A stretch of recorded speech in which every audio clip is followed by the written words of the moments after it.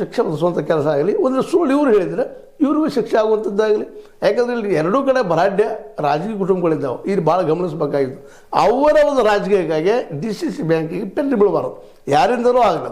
ಈ ನಮ್ಮ ಜಾರಕಿಹೊಳಿ ಸಹೋದರರಿಂದ ಆಗಿರ್ಬೋದು ಅಥವಾ ಲಕ್ಷ್ಮಣ್ ಸವದಿಯವರ ತಂದೆ ಮಕ್ಕಳಿಂದ ಆಗಿರ್ಬೋದು. ಇದು ಯಾರಿಂದಲೂ ಎಲ್ಲೇ DCC ಬ್ಯಾಂಕಿನ ವ್ಯವಹಾರಗಳಿಗೆ ಅಡೆತಡೆ ಆಗಬಾರ್ದು ಅನ್ನೋದಿನ ಭಾಳ ಗಮನಾರ್ಹ. ಇದರಲ್ಲಿ ಯಾರು ಸತ್ಯ ಹೇಳ್ತಾ ಇದ್ದಾರೆ, ಅಲ್ಲಿ ಇವ್ರು ಯಾಕೆ ಹೋದರು, ಅಲ್ಲಿ ಹೋದಾಗ ಒಳಗೆ ಏನು ನಡೀತು, ಹೊರಗೆ ಏನು ಬಂತು, ತನಿಖೆ ಆಗಬೇಕಲ್ಲ ಅದು. ಅದೇ ಕಾಲಕ್ಕೆ ಇವರು ಯಾವ ಕಾರಣ ಕೊಡಿದ್ರು, ಮತ್ತು ಅದೇ ಕಾಲಕ್ಕೆ ಅವರು ಸೌದಿ ಅವ್ರ ಕಡೆಯವರು ಇಲ್ಲ ಅಶ್ಲೀಲವಾದ ಶಬ್ದಗಳನ್ನು ಬೈದರು, ಅದಕ್ಕಾಗಿ ಆಯಿತು ಅಂತ ಹೇಳ್ತಾ ಇದ್ದಾರೆ.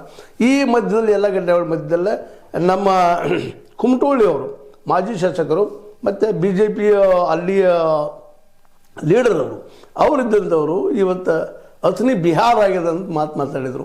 ಅದು ವಿಮರ್ಶೆ ಅಥವಾ ಅದು ಒಂದು ತನಿಖೆ ಆಗುವಂಥ ವಿಷಯ. ಹೌದು ಆಗಿದ್ದಾನ, ಅಲ್ಲಿ ಯಾರ್ಯಾರು ಎಷ್ಟು ಹಾಳಾಗಿದ್ದಾರೆ, ಎಷ್ಟು ಇಂಡಸ್ಟ್ರಿ ಹಾಳಾಗಿದ್ದಾವೆ, ಏನಾಗಿದೆ, ಇದು ಗುಂಡಾಗರ್ದಿಯಲ್ಲಿ ನಡೆದ ರಾಜಕೀಯದಲ್ಲಿ ಇದೆಲ್ಲದ ಬದಲಾಗಿ ಅವರು ಅದರ ಬಗ್ಗೆ ಕ್ಲಿಯರೆನ್ಸ್ ಕೊಡುವಂಥ ಅನಿವಾರ್ಯತೆ ಅವ್ರ ಮುಂದೂ ಅದ ಅನ್ನೋದು ನಾವು ಇಲ್ಲಿ ಗಮನಿಸಬೇಕಾಗಿದೆ.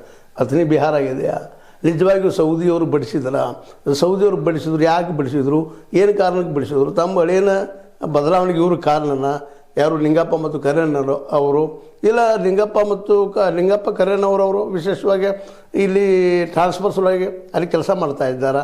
ಇವು ಸಹಿತ ಅನೇಕ ವಿಷಯಗಳಲ್ಲಿ ಒಂದು ಚರ್ಚೆಗೆ ಬೇಕಾಗಂಥ ವಿಷಯ ಇದ್ದಾವೆ. ಒಟ್ಟಾರೆಯಾಗಿ ಇವರೆಲ್ಲರ ತಿಕ್ಕಾಟದಲ್ಲೇ ಗಂಡ ಹೆಂಡರಲ್ಲಿ